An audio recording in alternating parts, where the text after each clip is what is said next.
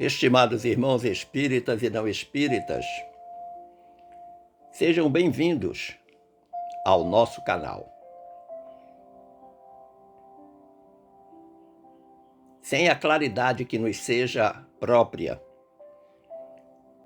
padeceremos constante ameaça de queda,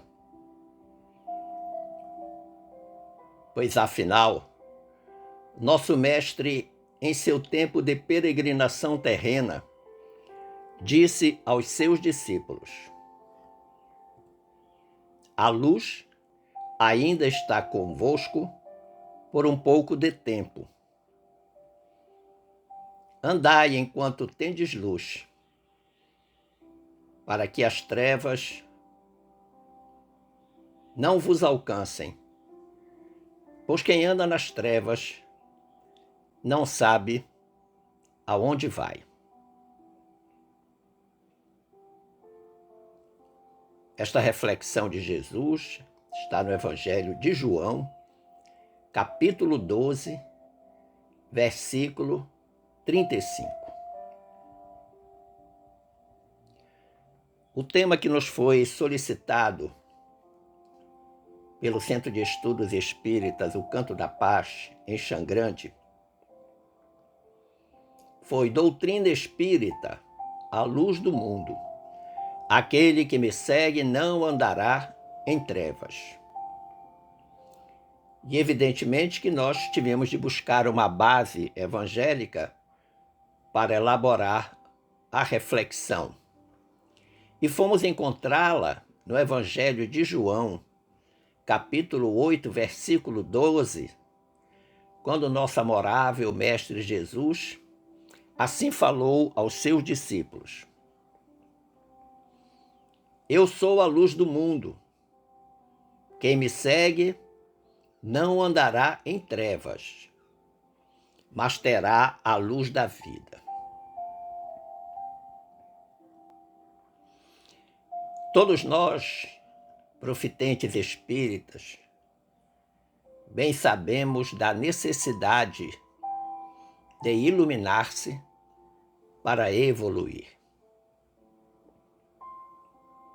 A esse propósito, o benfeitor Emmanuel, na obra O Consolador, segunda parte, capítulo 4, cuja temática é iluminação,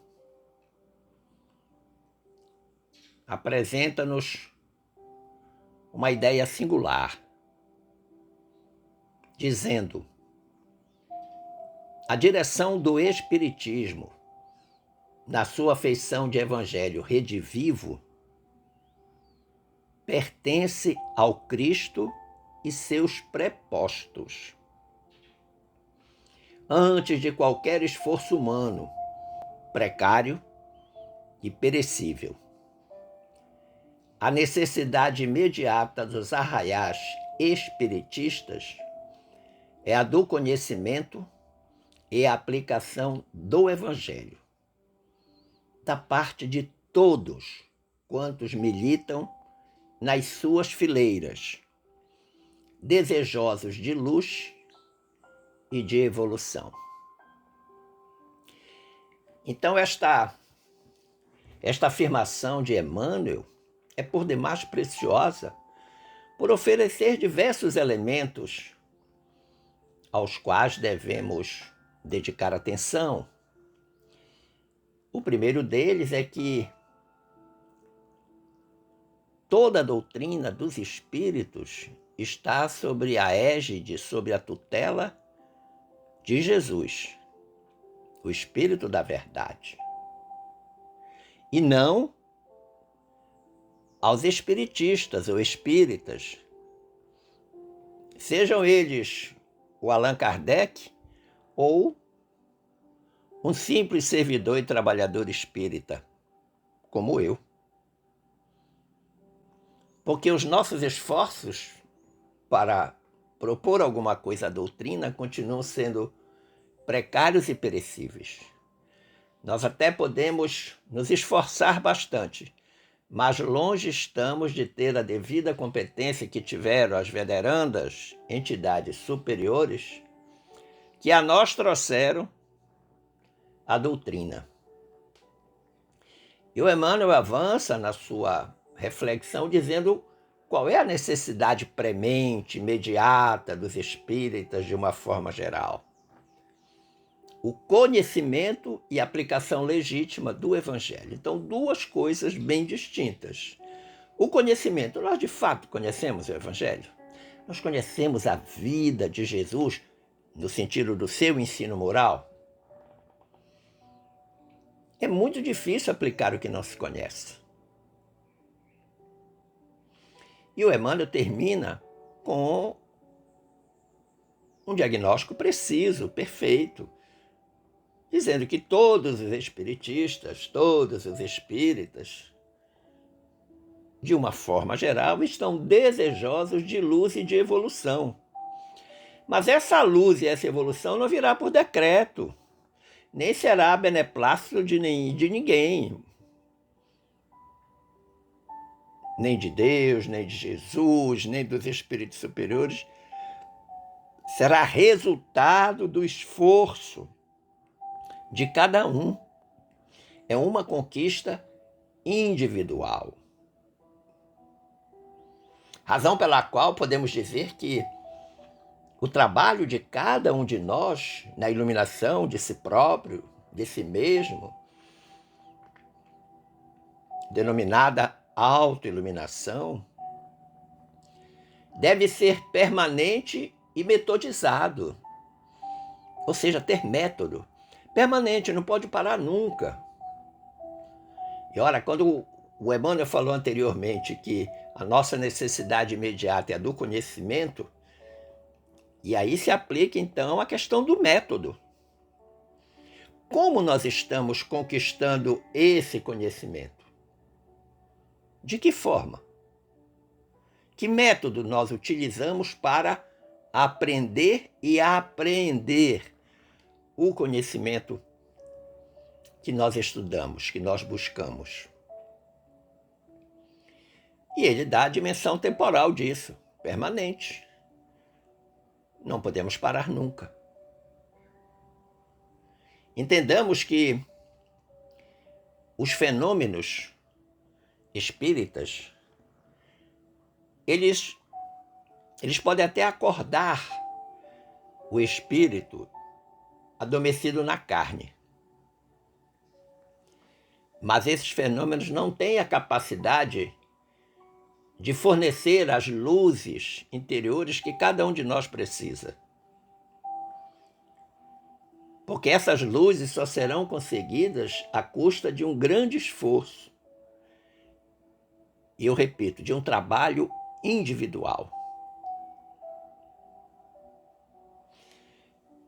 Podemos considerar o que diz Emmanuel, lá na obra Consolador, segunda parte, na questão 218. Nesse esforço permanente de construção da luz interior. Ele diz, o Emmanuel, a palavra dos guias e mentores do além ensina, mas não pode constituir elementos definitivos na redenção, cuja obra exige de cada um sacrifícios e renúncias santificantes no laborioso aprendizado da vida.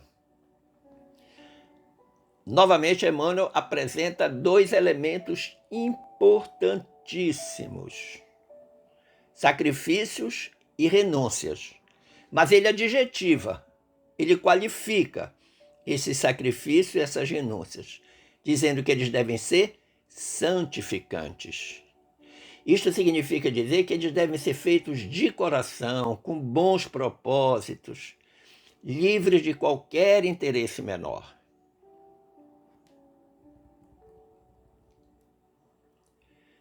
É fato que todos desejam ser iluminados, todos desejam auto-iluminar-se. Se não for do ponto de vista da evolução espiritual, poderá ser também na sua evolução profissional, por exemplo. E Marcelo Lago já afirmava com muita propriedade que muitos desejam ser iluminados, mas poucos mesmos, fazem um caminho até a luz.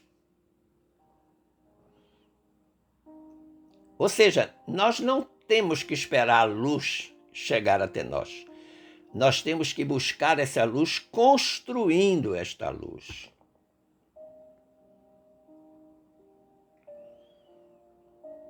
E nós podemos considerar que, na atualidade do mundo, contemporaneamente, toda a iluminação humana vai nascer, antes de tudo, do sentimento ou no sentimento. Portanto, é algo que está ligado à nossa essência mais profunda, ao coração. O Emmanuel diz que o sábio desesperado do mundo deve voltar-se para Deus como uma criança humilde.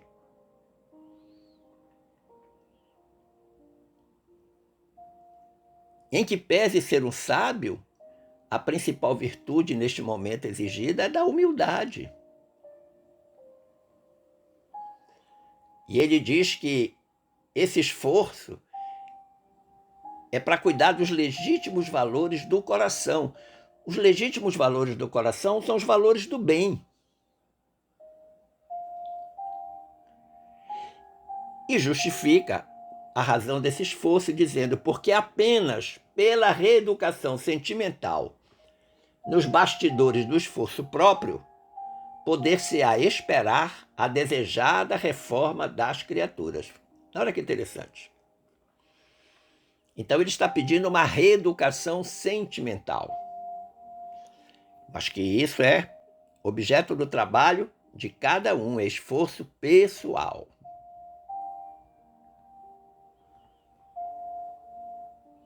E aí nós podemos considerar que os espíritas sinceros devem compreender que não basta acreditar no fenômeno ou na veracidade da comunicação com o além, para que os seus sagrados deveres estejam totalmente cumpridos. Por quê? Porque a obrigação primordial é o esforço próprio. A obrigação primordial é o amor ao trabalho. A obrigação primordial é a serenidade nas provas da vida. É o sacrifício de si mesmo. Então, essas são instâncias de trabalho, de produção da luz interior importantíssimas. Porque é a única forma que nós vamos ter de entender os exemplos de Cristo, de Jesus.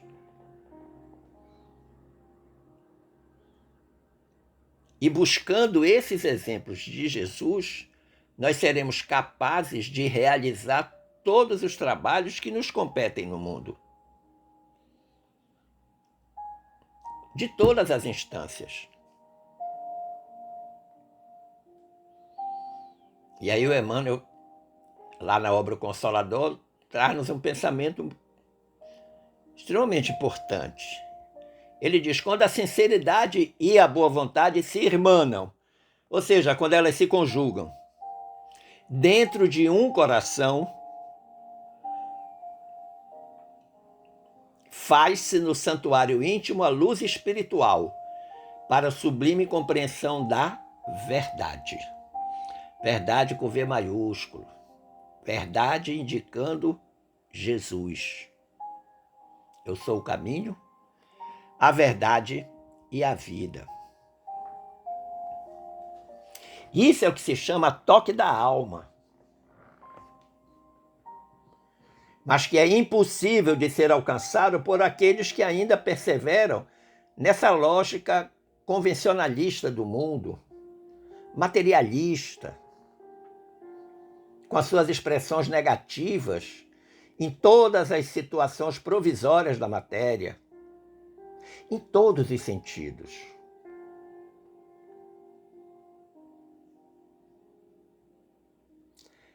Há uma frase de Jesus, perdão, extremamente importante, que está lá no versículo 14 do capítulo 5 do Evangelho de Mateus. Jesus disse: vós sois a luz do mundo. Em que contexto Jesus disse isso? Lá no Sermão das Bem-aventuranças, o primeiro grande discurso público de Jesus.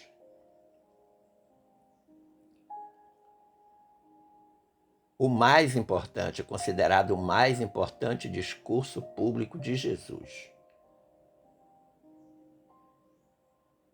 E lá no Sermão das Bem-aventuranças, depois de discorrer sobre as variadas situações em que todos nós estamos sujeitos na existência terrena, bem-aventurados aflitos, bem-aventurados os que são perseguidos, bem-aventurados isso, bem-aventurados aquilo,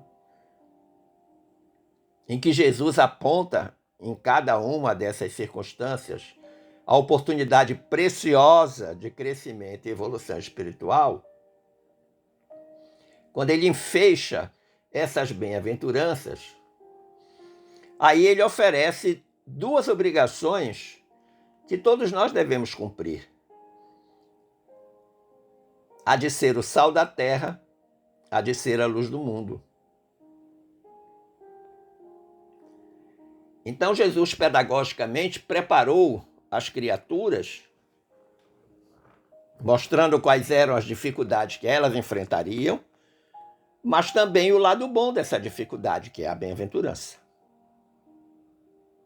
E no final, depois de sensibilizar psicologicamente, psiquicamente aqueles que lhe ouviam, como também a todos nós, porque as palavras do Cristo são imperecíveis, ele coloca as duas grandes obrigações que todos nós devemos ter.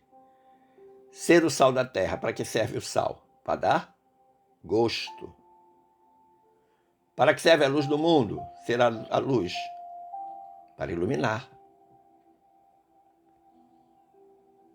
E o restante dos 48 versículos deste capítulo 5, Sermão das Bem-aventuranças, eles encerram o que eu chamo manual de conduta,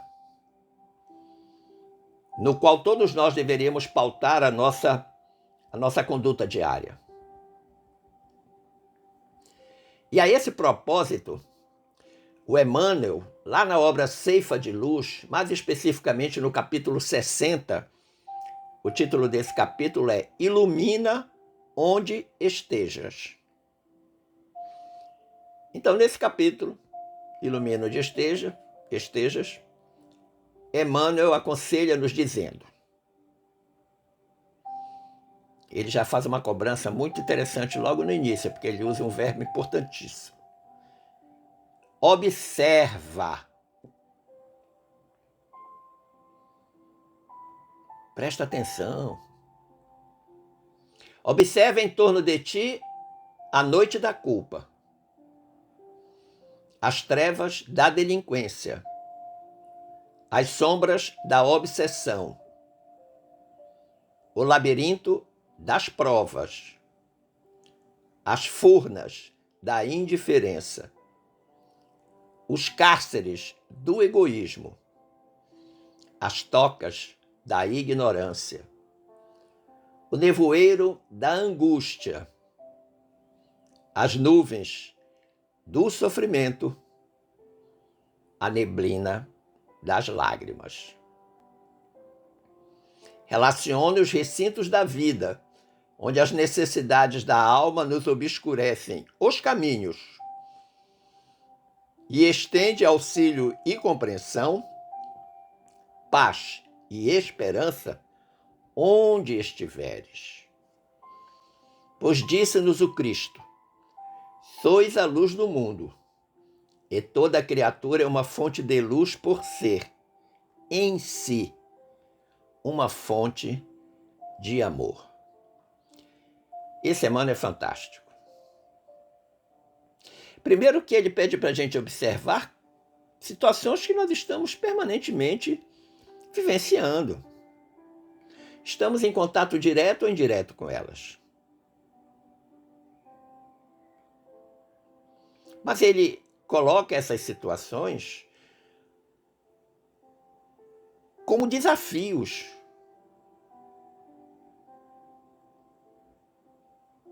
Como desafios que não devem impedir a nossa ação redentora em favor do próximo. Por isso que ele diz: estende auxílio e compreensão, paz e esperança onde estiveres. Em casa, no trabalho, na casa espírita, na vida social, na vida de relação, na vida você com você mesmo. E aí ele reafirma a fala de Jesus, né? Sois a luz do mundo, e faz uma associação muito inteligente. Primeiro porque ele dá um diagnóstico preciso, dizendo que toda criatura é uma fonte de luz. Agora, por que ela é fonte de luz? Porque é uma fonte de amor. Então, luz é algo que é uma consequência natural do amor. O amor ágape, o amor de Jesus, que deve nos servir de exemplo. Diferente do amor eros, do amor storge, do amor fíleo. Mas você pode perguntar: e a doutrina espírita enquanto luz? Como é que isso funciona? A codificação espírita, elaborada por Allan Kardec, num monumental esforço esse secundado pelo apoio e pela contribuição dos espíritos superiores, essa codificação tornou-se um marco divisório na compreensão humana, até então dominada pelo materialismo. Vamos lembrar que o século XIX, o materialismo estava no seu ápice. E neste momento chega então a doutrina dos espíritos, com a finalidade de estabelecer a espiritualização da existência, com vistas à decisão do homem de fugir das sombras. Porque o materialismo fazia com que o homem permanecesse na sombra. Então, a doutrina dos espíritos vem e traz uma proposta para que o homem decida abraçar a luz e tornar-se luz. Quando é que ele abraça a luz? Quando ele conhece e aplica o Evangelho de Jesus. E aí eu me lembro do Roberto Carlos. Essa luz só pode ser Jesus.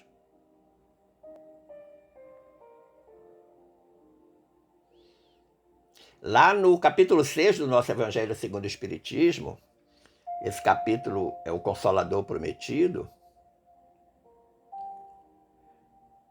o Kardec diz algo muito, muito importante para a nossa reflexão.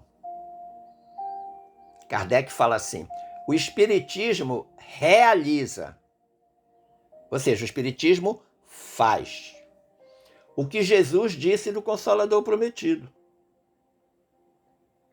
Aquilo que Jesus disse lá atrás,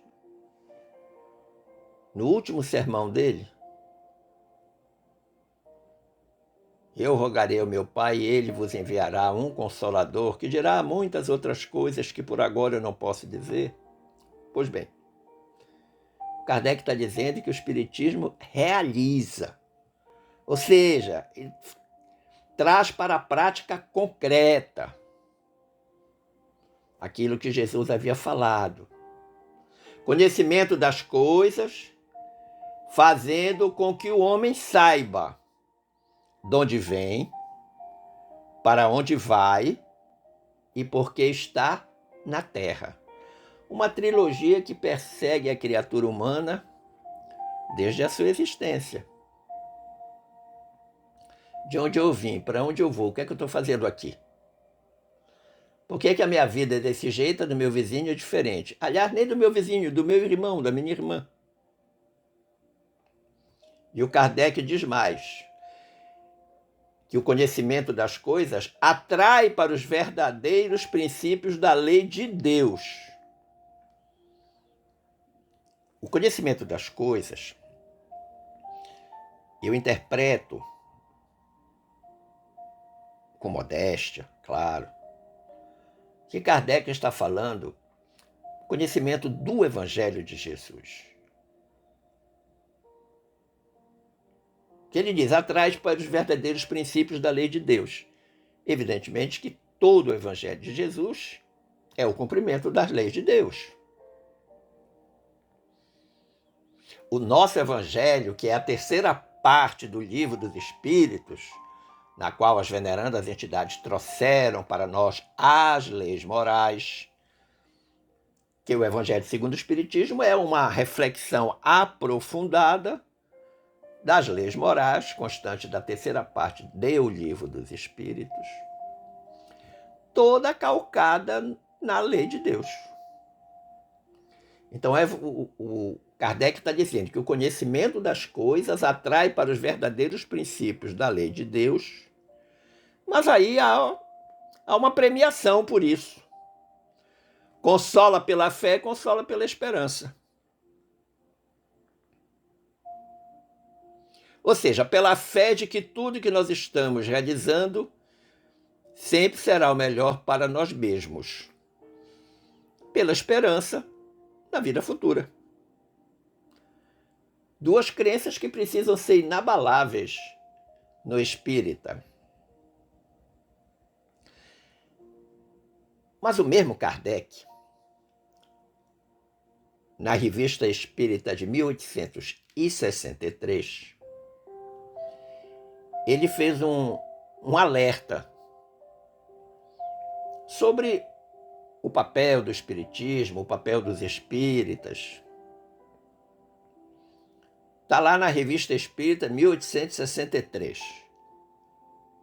Kardec escreveu da seguinte forma: o espiritismo se dirige aos que não creem ou que duvidam, e não aos que têm uma fé, e aos quais esta fé basta. Olha que interessante. Quem precisa do esclarecimento espírita? Aqueles que não creem ou que duvidam. Duvidam, inclusive, dos pressupostos espíritas. A vida após a morte, a imortalidade da alma, que todos somos imortais.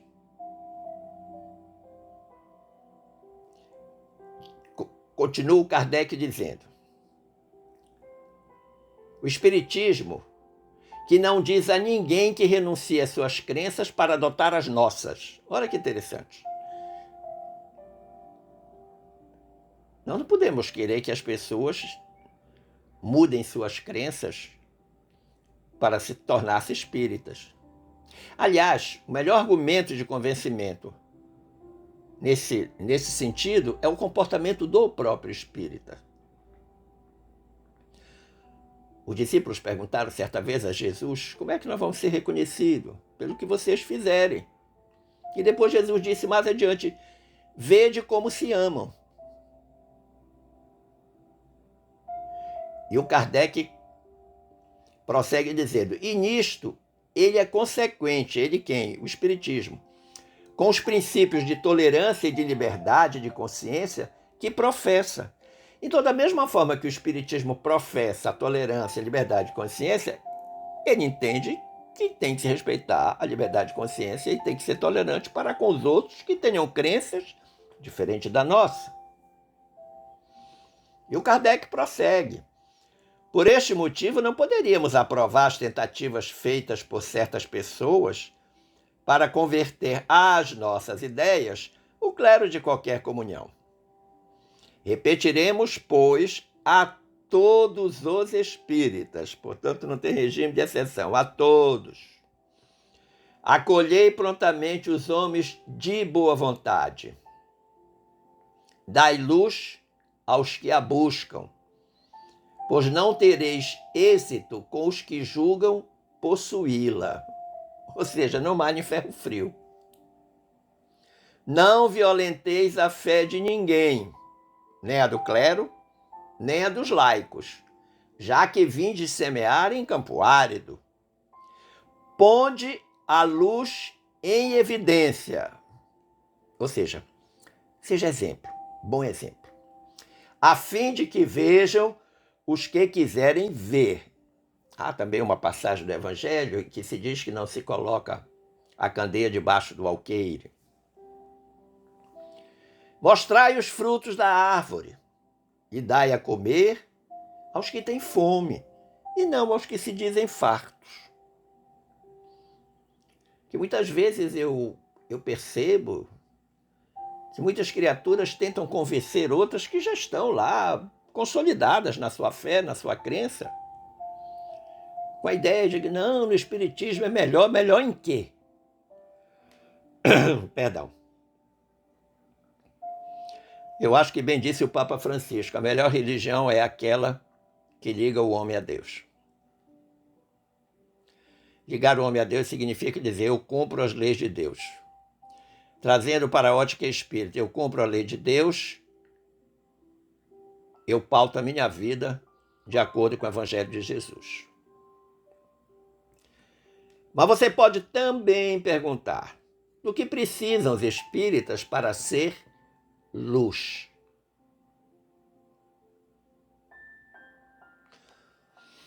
Nesses tempos contemporâneos, com tantas novidades aparecendo, eu gostaria de destacar que a doutrina espírita sempre permanecerá inatacável, quaisquer que sejam os seus opositores.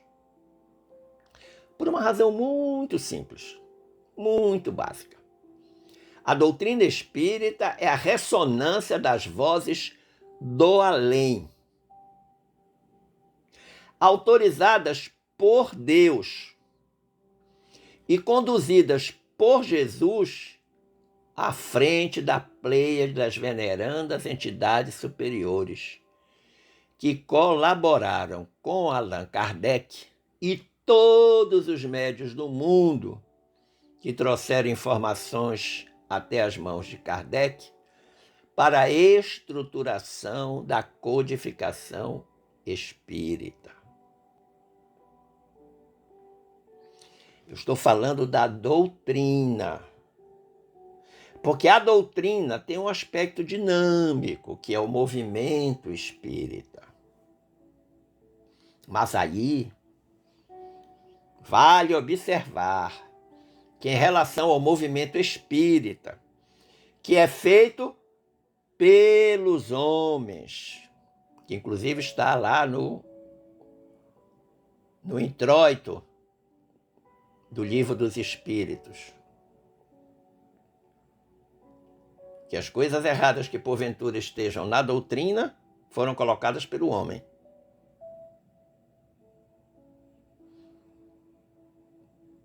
Então nós temos que observar que em relação ao movimento espírita feito pelos homens, grande é a vulnerabilidade do movimento, não do espiritismo, do movimento, em face de interesses menores que a muitos pode dominar. Essas novidades que estão aparecendo aí nesses últimos 30, 40, 50, 60 dias, nos autorizam a dizer isso. Interesses menores que estão muito abaixo da essência da doutrina. Pessoas discutindo ponto de vista. Pessoas tentando impor uma nova ordem para algo cuja origem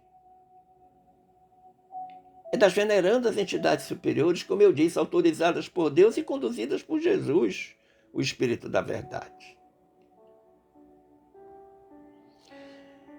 Na obra O que é o Espiritismo, mais especificamente na página 32 dessa obra, desse livro, há um aconselhamento primoroso de Allan Kardec. O codificador diz assim: A natureza dos trabalhos espíritas exige calma e recolhimento. Quem executa os trabalhos espíritas? Os trabalhadores que estão no movimento espírita. O movimento espírita é o aspecto dinâmico da doutrina. É o realizar. Então, a natureza dos trabalhos espíritas exige calma e recolhimento. Ora, aí o Kardec vai fazer as ponderações, vai chamar atenção para as coisas importantes em relação a isso. Não há recolhimento possível se está preocupado com discussões e com a manifestação de sentimentos malévolos. Como é que as criaturas vão ficar recolhidas, vão ficar calmas, se há um clima de disputa, de discussão absolutamente estéril? E ele diz mais: não haverá sentimentos malévolos se houver fraternidade. Então ele já aponta logo aí a terapêutica para não aparecer o tal do sentimento malévolo, a manifestação de sentimento malévolo. Ser fraterno, frater, irmão. Mas aí ele faz uma advertência. Não pode, porém, haver fraternidade em egoístas, ambiciosos e orgulhosos. Uma trindade aí perturbadora. Egoísta, ambicioso e orgulhoso. E aí ele faz uma pequena decodificação. Entre orgulhosos que se suscetibilizam e ofendem por tudo, que no movimento costuma se chamar dos melindrosos. Entre ambiciosos que se sentirão mortificados se não tiverem a supremacia. Os que querem tudo para si, os que querem ter a última palavra, entre aspas, os donos da verdade. E entre os egoístas, que não pensam senão em si mesmo. Ora, entre essas criaturas não vai acontecer outra coisa a não ser a cisânia, a separação, a quebra, a fratura da unidade. E ele diz: a cisânia não pode, tardar a introduzir-se com ela a dissolução. Quantas casas espíritas encerraram suas atividades por isso? Quantas casas se dividiram e foram fundar outras casas por cisões internas? Mas aí o Kardec aponta os beneficiados desse estado horroroso de coisas. Ele diz: é o que desejariam os nossos inimigos, e é o que eles procuram fazer. Lembrar que quando foi perguntado por Kardec aos espíritos se os espíritos influenciam o homem, a resposta dos colaboradores espirituais foi: muito mais do que podeis imaginar. Chegam mesmo a tutelar a vossa vida. Olha que interessante. Esses nossos inimigos são responsáveis exatamente por isso. Eu acredito que eles estejam, inclusive, disseminados aí dentro do movimento, causando essa cisânia, essa situação, uns chamam de esquisita, eu chamo de preocupante, que nós enfrentamos atualmente. E o Kardec faz o aconselhamento, ele diz: se um grupo quer estar em condições de ordem, de tranquilidade e de estabilidade, é preciso que nele reine o sentimento fraternal. Todos somos irmãos. Todo grupo ou sociedade que se formar sem ter a caridade efetiva por base, o alicerce, não tem vitalidade, não sobrevive. Então, esta caridade, e aí neste aspecto do grupo, é fundamentalmente a caridade moral e a caridade espiritual. Talvez em menor escala a caridade material. Mas é fundamentalmente a caridade espiritual e a caridade material. Perdão, a caridade moral. Espiritual e moral. Essa caridade efetiva, senão o grupo naufraga, afunda. Se nós revisitarmos o nosso Evangelho segundo o Espiritismo, lá no capítulo 17, o capítulo 17 é Sede Perfeitos. Mais especificamente no item 4. O item 4 é dedicado aos bons espíritas. É interessante que, como os espíritos superiores disseram a Kardec, o título foi Bons Espíritas, eu deduzo que vocês disseram que bons é porque existem maus. Sim, de fato, existem maus espíritas. E espíritas maus, que são coisas distintas. Eu não tenho nenhuma dúvida que você entende e que possa concordar com isso. E lá, nos bons espíritas, Kardec escreve: reconhece-se o verdadeiro espírita. Se é verdadeiro, é porque tem falso.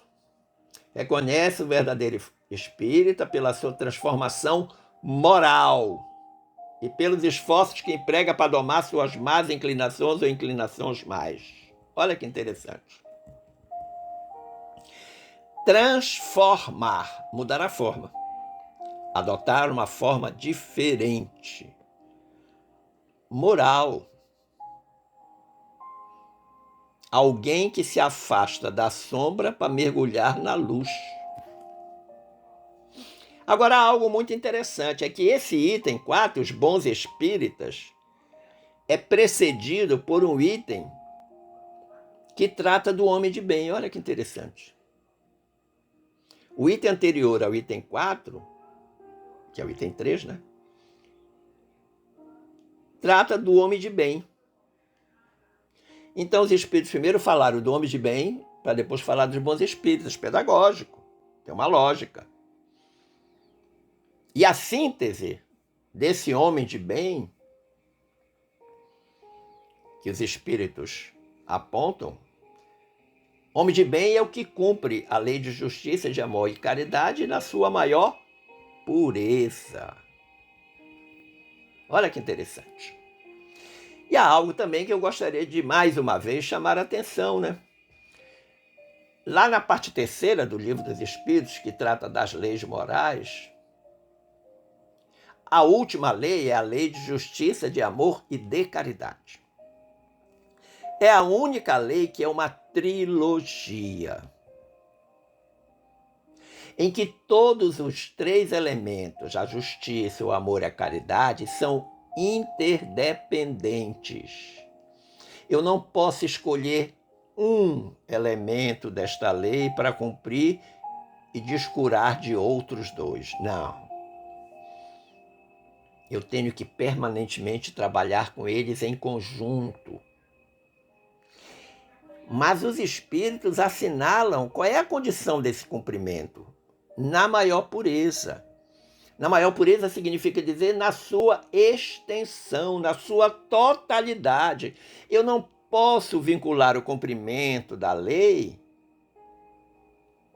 às minhas necessidades, à minha forma de ser, aos meus interesses menores, às minhas conveniências. A trilogia é interdependente e indissociável. Não pode haver uma se faltarem as outras. Eu não posso escolher qual a faceta da lei eu quero dar cumprimento. E dizer, não, as outras eu vejo depois. Não, não posso fazer isso. E a esse propósito, lá na obra O que é o Espiritismo, Allan Kardec faz uma afirmação importante, dizendo: reconhecei, pois, o verdadeiro espírita na prática da caridade, por pensamentos, palavras e obras. De novo, é uma trilogia. e persuadi-vos de quem quer que nutra em sua alma sentimentos de animosidade, de rancor, de ódio, de inveja ou de ciúme. Mente a si próprio se tem a pretensão de compreender e praticar o espiritismo. Então, toda aquela criatura que tem esses sentimentos de animosidade, ódio, rancor, inveja, ciúme, está mentindo para si mesma. Está enganando a si mesma. E aí eu me lembro de uma música do Carlinhos Conceição, né?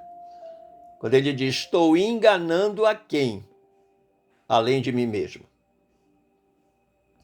E aí o Kardec, neste pensamento, acrescenta, o egoísmo e o orgulho matam as sociedades particulares, como matam os povos e a sociedade geral. Que sociedades particulares são essas? A família, o trabalho, a casa espírita. E de resto, a humanidade. Recordemos que nesse capítulo 17, que eu citei anteriormente, lá do nosso Evangelho, a gente aprendeu, né? Reconhece o verdadeiro espírita pela sua transformação moral e pelos esforços que ele faz para domar suas más inclinações. Mas nós devemos considerar que se a doutrina é dos espíritos, o movimento é dos homens, como eu falei anteriormente. No item 6 da introdução do Livro dos Espíritos, tem algo muito importante para a gente refletir em relação a essa questão da doutrina ser dos espíritos e o movimento dos homens. Os benfeitores espirituais disseram: as relações dos espíritos com os homens são constantes, ou seja, não para. A nuvem de testemunhas que falou Paulo. Os bons espíritos nos atraem para o bem, nos sustentam nas provas da vida e nos ajudam a suportá-las com coragem e resignação. Olha que interessante. Os bons espíritos. Agora, como é que eles chegam até nós? Pelo pensamento, pela atração, pela sintonia. E aí está dito ainda, os maus nos impelem para o mal. É-lhes um gozo ver-nos e assemelhar-nos a eles. Olha que interessante. A turma do outro lado, a turma das trevas, fica muito feliz quando a gente, usando uma expressão dos jovens, entra na vibe deles. Agora, quando a gente examina uma parte da resposta da questão 1019 do Livro dos Espíritos, essa questão 1019 foi respondida por São Luís assinala algo interessante, dizendo, por meio do progresso moral e praticando as leis de Deus, é que o homem atrairá para a terra os bons espíritos. Olha aí, já está mostrando o caminho, a estratégia. Por meio do progresso moral e praticando as leis de Deus. O homem atrairá para a terra os bons espíritos e dela afastará os maus. Então, não só atrai os bons, como afasta os maus. Então, tem uma dupla função. Estes, porém, não a deixarão, senão quando daí estejam banidos o orgulho e o egoísmo. Quem não deixará? Os maus. Os maus só sairão da terra quando nós conseguirmos tirar, em definitivo, o orgulho e o egoísmo da raça humana. Mas é fato que, sobre o movimento espírita, alguns questionamentos devem ser feitos, respondidos, discutidos, já que nós estamos vivendo aí um certo tsunami. A primeira pergunta que nós devemos nos fazer, será que não está sendo ingenuidade da nossa parte querer que o movimento espírita esteja imune a todos esses movimentos de convulsão social que a gente está experimentando?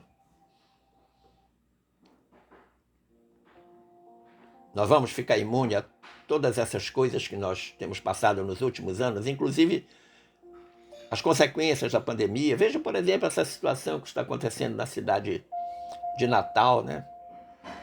Para onde nós deveremos dirigir todas as nossas orações, as nossas boas vibrações, sem dúvida. Sem dúvida. Nós devemos perguntar-nos por que as casas espíritas estão cada vez mais esvaziadas? Por que a adesão da juventude à causa espírita é tão pequena? O Haroldo Dutra, outro dia, disse que o movimento espírita está envelhecido. Você chega numa casa espírita, a maioria das pessoas tem 50 ou mais anos. Foi realizada uma pesquisa na América do Norte, nos Estados Unidos, que deu conta que uma grande maioria dos jovens não tinha adesão a nenhuma religião. A gente já conseguiu, por exemplo, entender que a atual geração, os mais jovens, é a geração faz o que pode, que é diferente da nossa geração, da minha, da sua, dos mais velhos. Nossa geração era uma geração disciplinada do tipo deve fazer. As pessoas mandavam e a gente fazia, ponto. Hoje não é assim. Agora, como é que nós estamos navegando nessas águas de transformação? O Haroldo, nessa última live que ele fez, muito interessante, por sinal, ele diz: você acredita que o papel do movimento é informar, formar e transformar criaturas? Claro que a transformação é um processo unilateral, é vontade própria. Só se transforma quem deseja transformar-se. Mas cabe uma pergunta: será que a grande ênfase agora no movimento espírita não está sendo esse caráter informativo? Muitas lives, muitas publicações, muita informação, algumas coisas que precisam ser refletidas. Como estão os vínculos afetivos no movimento espírita, dentro das casas espíritas? Como são os sentimentos? As pessoas que frequentam uma casa espírita, elas estão com sentimento de pertencimento.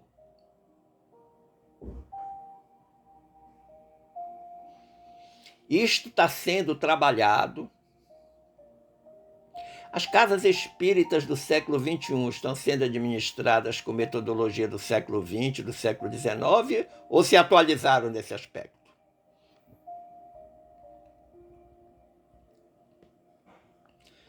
Apesar das muitas novidades aparecidas nos últimos tempos, especialmente com o advento da comunicação virtual via internet, cujo grande boom se deu com a pandemia pelo coronavírus, ainda assim, nós precisamos recordar Jesus no versículo 16 do capítulo 5 do Evangelho de Mateus, quando o nosso amorável mestre disse: assim resplandeça a vossa luz diante dos homens. E aí eu recorri ao benfeitor Emmanuel, no capítulo 180 da obra Caminho, Verdade e Vida, para apresentar um roteiro prático para que façamos luz. Diz-nos Emmanuel: ante a glória dos mundos evolvidos, das esferas sublimes que povoam o universo, o estreito campo em que nos agitamos na crosta planetária é um limitado círculo de ação. Emmanuel está chamando a atenção para a nossa pequenez, enquanto o planeta Terra na imensidão do universo, e também a nossa pequenez humana. Se o problema, no entanto, fosse apenas o de espaço, nada teríamos a lamentar. A casa pequena e humilde, iluminada de sol e alegria, é paraíso de felicidade. A angústia de nosso planeta, de nosso plano terreno, procede da sombra. A escuridão invade os caminhos em todas as direções. Trevas que nascem da ignorância, da maldade, da insensatez, envolvendo povos, instituições e pessoas. Nevoeiros que assaltam consciências, raciocínios e sentimentos. Em meio da grande noite, é necessário acendamos nossa luz. Sem isso, é impossível encontrar o caminho da libertação. Sem a irradiação brilhante de nosso próprio ser, não poderemos ser vistos com facilidade pelos mensageiros divinos, que ajudam em nome do Altíssimo, e nem auxiliaremos efetivamente a quem quer que seja. É indispensável organizar o santuário interior e iluminá-lo, a fim de que as trevas não nos dominem. É possível marchar valendo-se de luzes alheias. Todavia, sem claridade que nos seja própria, padeceremos constante ameaça de queda. Os proprietários das lâmpadas acesas podem afastar-se de nós, convocados pelos montes de elevação que ainda não merecemos. Vale-te, pois, dos luzeiros do caminho.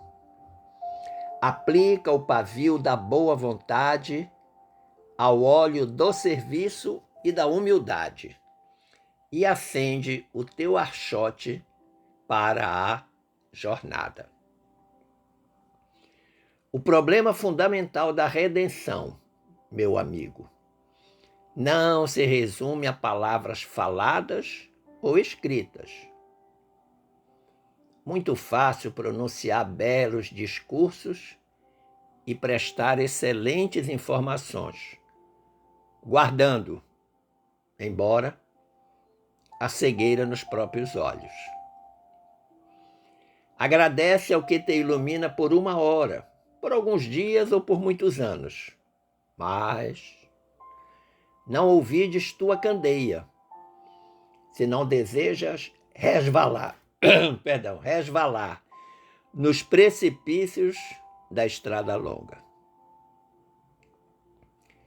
Nossa necessidade básica é de luz própria, de esclarecimento íntimo, de autoeducação, de conversão substancial do eu ao reino de Deus.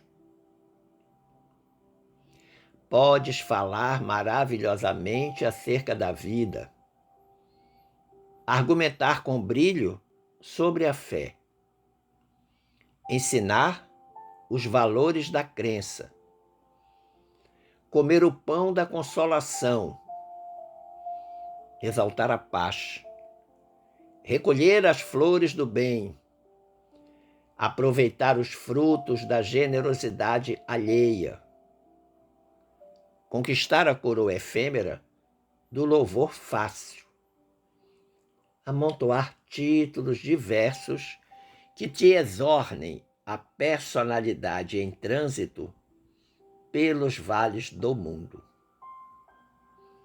Tudo isso, em verdade, pode fazer o espírito que se demora indefinidamente em certos ângulos da estrada.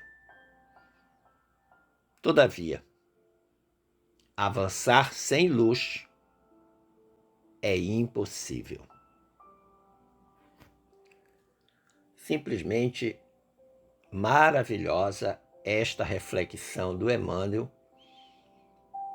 acerca da necessidade de sermos luz,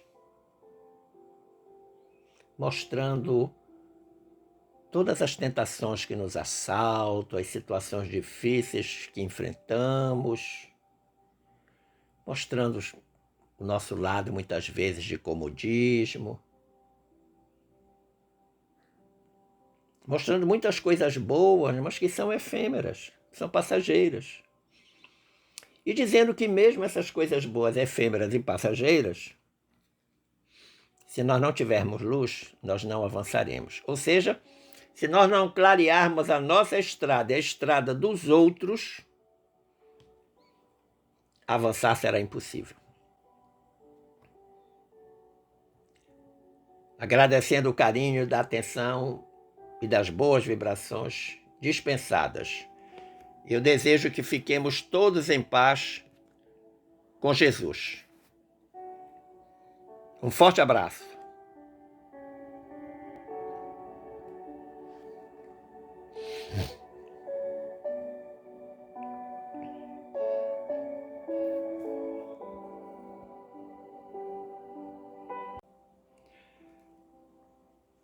Estimado